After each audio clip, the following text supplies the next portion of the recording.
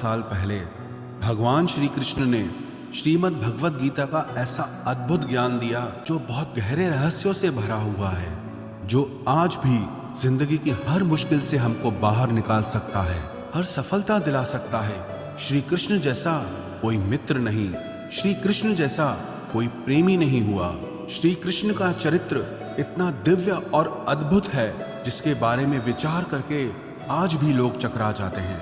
आज हम उन्हीं श्री कृष्ण के जीवन और ज्ञान से 11 चीजें सीखेंगे जो हमारी जिंदगी को पूरी तरह बदल सकते हैं। इसीलिए इन बातों को समझने के लिए आपको अंत तक इसे पूरा सुनना चाहिए। सबसे पहली बात कि आप अपनी जिंदगी में सबसे खास सिर्फ उसी को बनाना जिस पर आप खुद से भी ज्यादा भरोसा कर सकें। अगर आप किसी ऐसे व्यक्ति को अपना सब कुछ मान लेते हैं जिस पे आप भरोसा नहीं कर सकते, तो विश्वास रखना उससे आपको बहुत दुख पहुंचेगा। ऐसे इंसान से रिश्ता जोड़ के सिवाय दुख के आपको कुछ नहीं मिलेगा। लेकिन अगर आपने अपनी जिंदगी में किसी ऐसे इंसान को सब कुछ माना है जिस पे आप खुद से भी ज्यादा भरोसा करते हो, जो आपके भरोसे के निभाने के लायक हो, सिर्फ ऐसे ही इंसान को अपनी जिंदगी में सबसे खास जगह देनी चाहिए। जब महाभारत का युद्ध शुरू होने वाला था, तब दुर्योधन ने अपनी सेना के सभी योद्धाओं से पूछा कि आप लोग पांडवों की सेना को कितने दिन में समाप्त कर सकते हो। तो भीष्म पितामह ने कहा कि अगर श्री कृष्ण ना हो तो मैं सारी पांडव सेना को 1 महीने के अंदर समाप्त कर दूंगा। यही प्रश्न दुर्योधन ने द्रोणाचार्य से भी किया, कर्ण से भी किया। सब ने अपना अपना समय बताया और यही विषय पांडवों की सेना में भी चल रहा था कि आप कौरवों की सेना को कितने दिन में समाप्त कर सकते हो, जिसमें भीष्म, द्रोणाचार्य और कर्ण जैसे योद्धा बैठे हों। तो अर्जुन ने कहा कि मैं पूरी कौरव सेना को भीष्म पितामह, द्रोणाचार्य और कर्ण जितने भी पृथ्वी के योद्धा हैं, मैं उन सबको क्षण भर में हरा सकता हूं, क्योंकि श्री कृष्ण मेरे साथ हैं। और अगर वो मेरे साथ हैं, विश्व के सारे योद्धा आ जाएं, देवी देवता क्यों ना आ जाएं, पर मैं सबको परास्त कर सकता हूं अगर श्री कृष्ण मेरे साथ हैं तो। महाभारत का एक और भी प्रसंग है। एक दिन कौरवों ने छल से एक योजना बनाई और अभिमन्यु को सबने मिलकर के छल से मार दिया, और उसका कारण था जयद्रथ। जयद्रथ की वजह से उस तक सहायता नहीं पहुंच पाई। फिर जब अर्जुन को यह पता चला कि अभिमन्यु का वध जयद्रथ के कारण हुआ है, तो उसने प्रतिज्ञा कर ली कि कल सूर्यास्त तक मैं जयद्रथ का वध कर दूंगा, नहीं तो मैं अग्नि समाधि ले लूंगा। और दूसरे दिन कौरवों ने ऐसा चक्रव्यूह रचा कि जयद्रथ को असंख्य सैनिकों के पीछे जाके खड़ा कर दिया। तब श्री कृष्ण ने अर्जुन से पूछा कि तुमने जो प्रतिज्ञा की है क्या सोचकर की है? आज कौरवों ने जयद्रथ को सेना के बिल्कुल अंत में खड़ा कर दिया है, और आज शाम तक तुमको सारे योद्धाओं से लड़कर उस तक पहुंचना है। कैसे सच कर पाओगे अपनी प्रतिज्ञा को? तो अर्जुन भगवान के चरणों में गिरकर कहने लगा कि मैंने जो ये प्रतिज्ञा की है अपने भाइयों के बल पे नहीं की, भीम के बल पे नहीं की, मैंने ये जो प्रतिज्ञा की है आपके बल पे की है। मुझे पूरा विश्वास है कि दुनिया की ऐसी कोई प्रतिज्ञा नहीं है जिसे आप सच नहीं कर सकते। अगर आप मेरे साथ हो तो सारे ब्रह्मांड की सेना सामने क्यों ना खड़ी हो, आप मेरी प्रतिज्ञा जरूर पूरी करेंगे। और उसकी वो प्रतिज्ञा श्री कृष्ण ने पूरी की भी। तो इन कथाओं से हमको ये शिक्षा मिलती है, जीवन में जिसे भी आप सब कुछ मानो वो उसके लायक होना चाहिए, वो इंसान वैसा होना भी चाहिए। हम भरोसा तो बहुत कर लेते हैं पर लोग उसके लायक नहीं निकलते। तो ये शिक्षा हमें अपनी जिंदगी में जरूर अपनानी चाहिए कि जिस पर भी हम भरोसा करें वो उस भरोसे के लायक जरूर होना चाहिए। श्री कृष्ण से दूसरी चीज हमें ये सीखनी चाहिए, मित्रता निभाना, दोस्ती निभाना। भले ही वो गांव में रहे पर उनका लालन पालन एक धनी परिवार में हुआ, लेकिन जो उनके मित्र थे वो बहुत गरीब थे। वो अपने मित्रों से कहते थे कि तुम लोग अपने पैरों में चप्पल क्यों नहीं पहनते हो? तो उन्होंने कहा, हे कृष्ण, हमारे पास चप्पल पहनने को है ही नहीं, तो हम पहनेंगे क्या? तो श्री कृष्ण ने भी उस दिन से चप्पल पहनना छोड़ दिया। जो जीवन मेरे मित्र जीते हैं वही जीवन मैं जीऊंगा। अगर कोई ऐसी चीज जिसे मेरे मित्र ले नहीं सकते, खा नहीं सकते, वो मैं भी नहीं खाऊंगा, वो मैं भी नहीं लूंगा। एक मित्र था भगवान कृष्ण का जिसका नाम था सुदामा। वो अयाची ब्राह्मण था, मतलब कि वो कभी किसी से मांगता नहीं था, और उसकी वजह से उसको दान दक्षिणा मिलती भी नहीं थी। एक दिन उसकी पत्नी ने कहा कि श्री कृष्ण तो तुम्हारे मित्र हैं, सखा हैं, द्वारिका के राजा हैं, स्वर्ण की नगरी है उनकी, तुम उनसे जाके मदद क्यों नहीं मांगते? तो सुदामा बोला कि मैं अपने मित्र से कैसे मांग सकता हूँ, मैं तो कभी किसी से कुछ नहीं मांगता। तो उसकी पत्नी ने बोला अपने लिए मत मांगो, अपने बच्चों के लिए तो मांगो। जब सुदामा यात्रा करके द्वारिका पहुंचा तो काफी दिन तक वहां पर रहा, और इतने दिन तक रहने के बाद भी वो श्री कृष्ण से अपने लिए कुछ मांग ही नहीं पाया। लेकिन श्री कृष्ण उसकी सारी स्थिति समझ गए। जब वो द्वारिका में रह रहा था, उन्होंने अपने लोग भेजकर उसके शहर में उसके लिए सुंदर महल तैयार करवा दिया। काफी दिन रहने के बाद जब सुदामा वापस गया तो वो बहुत खुश था कि मैं श्री कृष्ण से मिलकर आया हूँ, पर मन में दुख भी था कि मैं अपने लिए कुछ मांग ही न पाया। जब वो अपने घर पहुंचा तो देखा जहां उसका घर था वहां एक महल खड़ा हो गया है, दास दासियां खड़े हो गए, और अपनी पत्नी को जब सोने के आभूषणों से ढका देखा तो वो हैरान हो गया। सुदामा कहने लगा कि ये सब आया कहां से? बोला ये सब आपके मित्र श्री कृष्ण ने किया है। सुदामा ने कहा मैंने तो कुछ मांगा भी नहीं, मित्र हो तो कृष्ण जैसा जो बिना मांगे ही सब कुछ दे दे। तो दोस्ती निभाना सीखना है तो श्री कृष्ण से सीखना चाहिए। और आजकल के मित्र तो ऐसे हैं, अगर कोई कुछ मांग ले तो सारे दोस्त गायब हो जाते हैं। आप कभी किसी से मांग कर देखो, जो आपको दोस्त कहते हैं सब भाग खड़े होंगे। तो दोस्ती निभाना सीखना है तो कृष्ण से सीखना चाहिए। श्री कृष्ण से तीसरी बात यह सीखनी चाहिए, प्रेम निभाना। वैसे तो उनके प्रेम के बहुत उदाहरण हैं, पर एक उदाहरण से हम समझेंगे।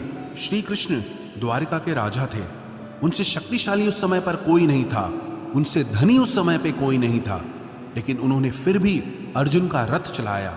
वो घोड़ों को पानी पिलाते थे, घोड़ों की सफाई करते थे। आज की भाषा में कहा जाए तो ड्राइवर का काम हो गया। जब पांडवों ने यज्ञ किया था तो वहां पर उन्होंने सारे लोगों की जूठी पत्तलें उठाई थी। वो कहते थे कि अर्जुन मेरो प्राण है और मैं अर्जुन को प्राण, अर्जुन के जीवन से जीवन हमारो है। तो प्रेम निभाना सीखना है तो श्री कृष्ण से सीखना चाहिए। श्री कृष्ण से चौथी बात यह सीखनी चाहिए कि जिंदगी की बड़ी से बड़ी मुश्किल और कठिनाई में भी खुश रहना चाहिए। श्री कृष्ण का तो जीवन जन्म से लेकर ही बहुत मुश्किल रहा। जेल के अंदर तो उनका जन्म हुआ था। पैदा होते ही कंस ने उनको मारने के लिए बहुत यत्न किए। हर पल जीवन में उन्होंने मुश्किलों का सामना किया, पर कभी उन्होंने दुख को स्वीकार नहीं किया। जीवन को पूरे आनंद से जिया, पूरी प्रसन्नता से जिया। हमारी लाइफ में थोड़ी सी प्रॉब्लम आती है तो हम हिल जाते हैं। कई बार तो कोई दुविधा होती ही नहीं, सिर्फ दुविधा आने का, दुख आने का डर होता है, चिंता होती है, उसी की वजह से हम परेशान हो जाते हैं। जिंदगी को आप कंट्रोल नहीं कर सकते, परिस्थितियों को आप कंट्रोल नहीं कर सकते, पर परिस्थिति चाहे कैसी भी हो, उसमें खुश रहना है या दुखी रहना है वो आपकी चॉइस होती है। वास्तविकता में दुख और सुख बाहर की चीज है ही नहीं, सब आपके अंदर की चीज है। तो श्री कृष्ण के चरित्र से ये बात जरूर सीखनी चाहिए कि बाहर की परिस्थितियां चाहे कैसी भी हो, लेकिन हमको अंदर से हमेशा खुश रहना चाहिए। श्री कृष्ण के चरित्र से पांचवी बात सीखने वाली ये है कि जो जैसा है उसके साथ वैसा चलो। श्री कृष्ण को भी पता था कि द्रोणाचार्य, भीष्म ये लोग धर्मात्मा लोग हैं, लेकिन वो अधर्म के पक्ष में खड़े हैं। तो अगर वो अधर्म के पक्ष में खड़े हैं तो वो भी अधर्मी हुए, और जो अधर्मी है उसका नाश जरूरी है। और उन्होंने सिर्फ षड्यंत्र किया, छल किया, तो उनको श्री कृष्ण ने भी छल से ही समाप्त किया। मर्यादा उसके सामने दिखाओ जो मर्यादा जानता हो, इज्जत उसको दो जो इज्जत को समझता हो। कई बार हम उन लोगों को इतनी ज्यादा अहमियत देते हैं, इज्जत देते हैं, कदर करते हैं, जिन्हें उसकी वैल्यू होती ही नहीं है। और कई बार जो इंसान गलत होता है हम उसको कुछ कहते ही नहीं है, चुपचाप सहते रहते हैं। कोई इंसान अगर हमसे बड़ा है या हमसे पोस्ट में बड़ा है या हमसे धर्म कर्म ज्यादा करता है, इसका मतलब ये नहीं है कि वो हमें जज करे या वो हमारे साथ गलत चले। अगर कोई आपके साथ गलत चलता है तो वहां मर्यादा काम नहीं आती है। इसलिए श्री कृष्ण के चरित्र से ये जरूर सीखना चाहिए कि जो इंसान जैसा है उसके साथ वैसा चलो। दुष्ट के साथ ज्यादा अच्छा चलोगे तो भी वो आपके साथ अच्छा नहीं है, उसके साथ आप कभी बुराई मत करो। आप भी उसके साथ हमेशा अच्छा चलो।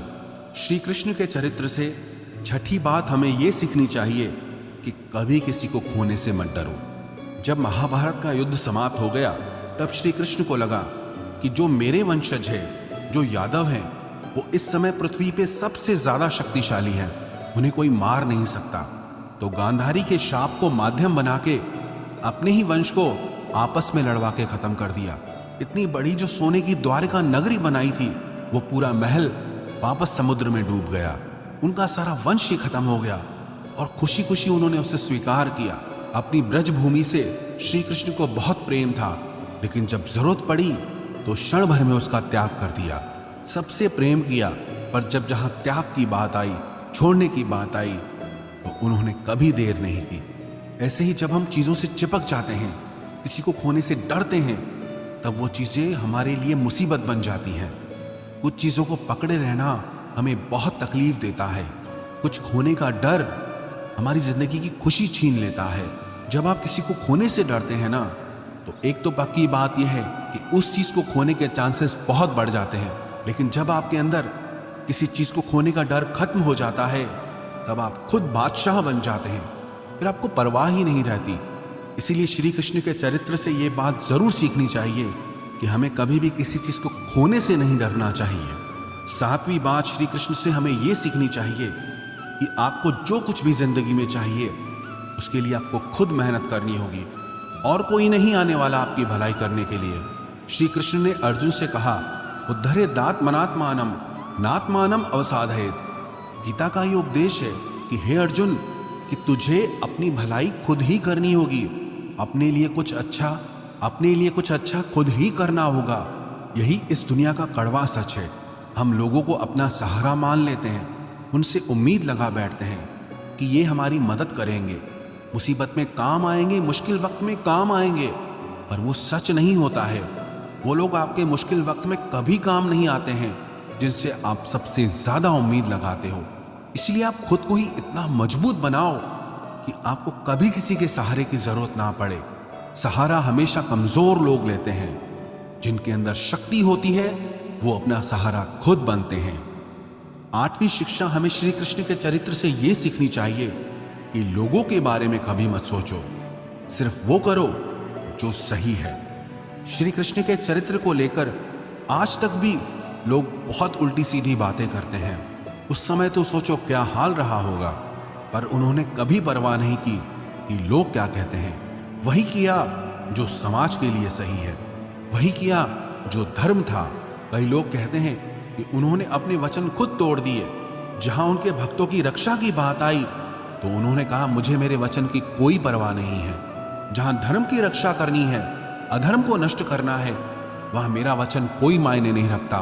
परित्राणाय साधूनाम विनाशाय च दुष्कृताम, कि जो अच्छा इंसान है मैं उसकी रक्षा करूंगा और जो दुष्ट है उसका नाश होना बहुत जरूरी है। तो दुनिया चाहे जो भी कहे, आपको वही करना है जो आपके लिए सही है। आपको वही करना है जो आपके परिवार के लिए सही है। श्री कृष्ण के चरित्र से नौवीं शिक्षा हमें यह सीखनी चाहिए कि अगर झूठ बोलने से किसी का भला होता है, किसी की रक्षा होती है, तो वो झूठ पुण्य होता है, पाप नहीं। द्रोणाचार्य का वध एक झूठ की वजह से हुआ। जब उन्हें झूठी खबर पहुंचाई गई कि उनका पुत्र अश्वत्थामा मारा जा चुका है, तो उसके वियोग में उन्होंने अपने अस्त्र ही त्याग दिए, और जिसकी वजह से धृष्टद्युम्न ने अपनी तलवार से उनका गला काटकर उनकी मृत्यु कर दी। कई लोग कहते हैं हम तो सच कह देते हैं, फिर किसी को बुरा लगे तो लगे। अरे लोग सच कहते ही उसी टाइम है जब किसी को बुरा लगाना हो, वरना लोग हमेशा झूठ ही कहते हैं, दूसरों की झूठी तारीफें करते हैं। दूसरों को खुश करने के लिए लोग हमेशा झूठ ही बोलते हैं। जब किसी को चोट पहुंचानी हो ना, लोग सिर्फ तब ही सच बोलते हैं, भले किसी को कड़ा लगे, भले किसी को बुरा लगे। अरे हम तो सच ही बोलते हैं। ऐसा सच ही क्या जो किसी को दुख पहुंचाए? ऐसा सच ही किस काम का जो किसी को पीड़ा दे, जो किसी का दिल दुखाए? सच बोलने का भी एक तरीका होता है। अगर वो किसी को नहीं आता तो वो आपका सच झूठ से भी बढ़कर पाप देता है। जो सच दूसरों को दुख पहुंचाए वो सच किसी काम का नहीं, और जो झूठ किसी की जिंदगी बचा दे, किसी की जिंदगी बना दे, वो झूठ भी सच से ज्यादा पुण्य देता है। श्री कृष्ण के चरित्र से 10वीं बात हमें ये सीखनी चाहिए कि कर्म करते रहना चाहिए। सफलता मिले या असफलता मिले, कर्म का त्याग कभी नहीं करना चाहिए। पूरी गीता का सार यही है कि कर्म करते रहो, बैठ मत जाओ कि कुछ हो नहीं रहा है। अधिकतर लोग जब जिंदगी में असफल हो जाते हैं तो कुछ करना ही छोड़ देते हैं। अगर आप कुछ करना ही छोड़ देंगे हो तो आपकी जिंदगी में कुछ भी नहीं बदलने वाला। आप अगर 10 बार हार कर भी फिर उठने की ताकत रखते हैं तो विश्वास रखना 11वीं बार में जीत आपकी ही होगी। तो अपनी असफलताओं से ना डरे, कर्म का त्याग ना करें, जीवन में हमेशा कर्म करते रहना चाहिए। और श्री कृष्ण की 11वीं बात जो सीखना बहुत जरूरी है कि जिंदगी को एक उत्सव की तरह जियो, सेलिब्रेट करना चाहिए। कभी भी सीरियस नहीं होना चाहिए लाइफ को लेकर। हमेशा श्री कृष्ण के मुख पे एक मुस्कान बनी रहती थी, हमेशा प्रसन्नता का भाव रहता था, चाहे बाहर कुछ भी हो रहा हो। इतना बड़ा महायुद्ध चल रहा है, वहां वो अपनी गीता का ज्ञान दे रहे हैं। वो बाहर क्या हो रहा है उससे हमारे भीतर कोई फर्क नहीं पड़ना चाहिए। कहते हैं ना, हम चाहे कितने भी बड़े हो जाएं, हमारे अंदर का बचपना कभी पीछे नहीं छूटना चाहिए। इसलिए लाइफ को लेकर ज्यादा सीरियस होने की जरूरत नहीं है। कुछ भी यहाँ वैसे भी परमानेंट नहीं है, कुछ भी आपके कंट्रोल में भी नहीं है। तो बेटर है कि आप अपनी मस्ती में जियो, अपने आनंद में जियो। बाकी जो होना है वो तो होता ही है, और जो नहीं होना है वो वैसे भी नहीं होगा। तो चिंता किस बात की करना। इसलिए चिंता का त्याग करके जीवन को आनंद से जीना चाहिए। जो भी व्यक्ति श्री कृष्ण के चरित्र की इन 11 बातों को अपनी जिंदगी में उतार देगा, विश्वास रखना वो जीवन की हर सफलता को हासिल करेगा, अपने मन की शांति और जीवन के आनंद को प्राप्त करेगा।